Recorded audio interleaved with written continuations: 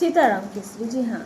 आज से कुछ दिन पहले राहुल गांधी जी श्रद्धांजलि देने के लिए अचानक पहुंच पड़े बिहार। सीताराम केसरी की फोटो पर माल्यार्पण करते हैं, लेकिन ये माल्यार्पण करते समय भूल गए थे कि आज तो आप माला पहना रहे थे और एक दिन आपकी ही पार्टी, आपकी जो मम्मी है, मम्मा है, वो मम्मा इनकी धोती तक उतरवा दी थी, इनके नेम प्लेट भी फेंकवा दिया गया था और आज इन्हें हम श्रद्धा सुमन अर्पण करने आए हैं।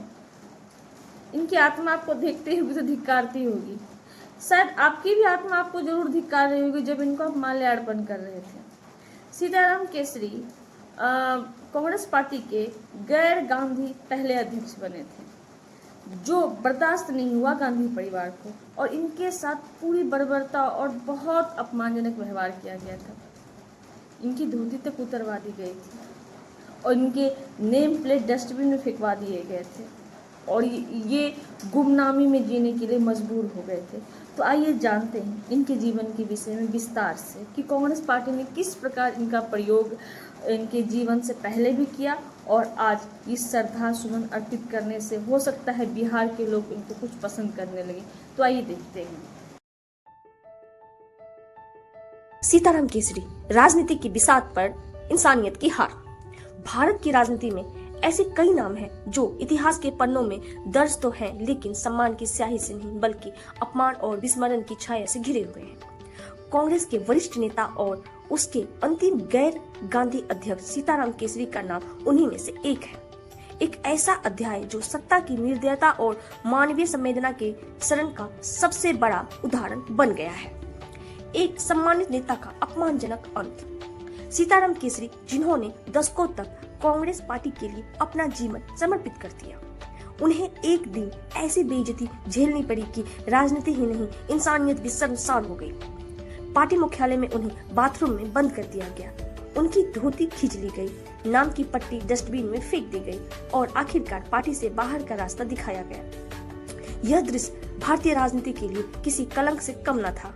एक व्यक्ति जिसने कांग्रेस को बिहार से लेकर दिल्ली तक मजबूत किया, जिसने गांधी नेहरू परंपरा की रक्षा की, उसी व्यक्ति को पार्टी ने बाहर निकालने के लिए ऐसा अमानवीय व्यवहार किया गया।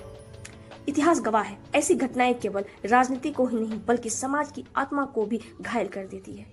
सत्ता की राजनीति और यादों का चुनावी समीकरण। आज वर्षों बाद जब बिहार में चुनाव की सरगर्मी बढ़ी है, तो अचानक राहुल गांधी की यादों में केसरी जी लौट आए हैं। श्रद्धांजलि देने के बहाने जब वे पटना पहुंचे तो सोशल मीडिया पर तस्वीरें वायरल हुई, पर सवाल उठने लगे कि क्या यह सच्ची श्रद्धा थी या फिर चुनावी रणनीति का हिस्सा। राजनीति में संवेदनाएं अक्सर समीकरणों में बदल जाती है। जिस पार्टी ने किसी को भुला दिया, वही पार्टी चुनावी मौसम में उसी व्यक्ति की तस्वीर सजाने लग जाती है। यह राजनीति का वह चेहरा है जो कभी कभी सच्चाई से ज्यादा अभिनय पर टिका होता है। बिहार की जनता सब समझती है, सब कुछ देखती है। बिहार की राजनीति भावना और बुद्धिमत्ता का संगम है। यह वही धरती है जहां जनता नेताओं के शब्दों के पीछे की मंशा भी पढ़ लेती है।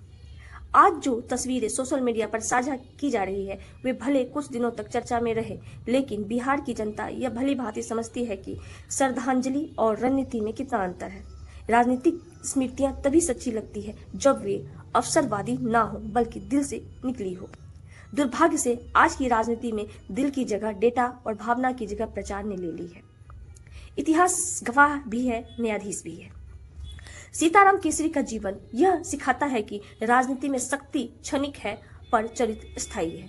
आज जिन लोगों ने उन्हें भुला दिया था, वही लोग उनकी तस्वीरों के सामने सिर झुकाए खड़े हैं। पर इतिहास केवल दर्शक नहीं है, वह गवाह भी है और न्यायाधीश भी है।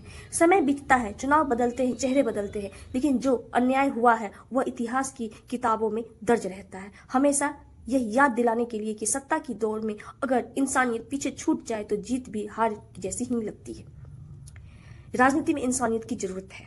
सीताराम केसरी की कहानी केवल एक व्यक्ति की ही नहीं बल्कि पूरे राजनीतिक तंत्र का आईना है, जहां निष्ठा का कोई मूल्य नहीं, जहां यादें भी चुनावी कैलेंडर में तय करती हैं।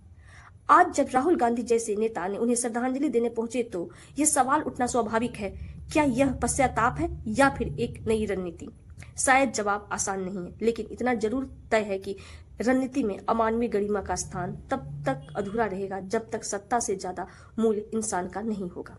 अगर मेरा वीडियो आप लोगों को पसंद आए तो मेरे चैनल को जरूर सब्सक्राइब कर दें। इतिहास राजनीति का गवाह भी है और न्यायाधीश भी, यही एक लेख का सार है।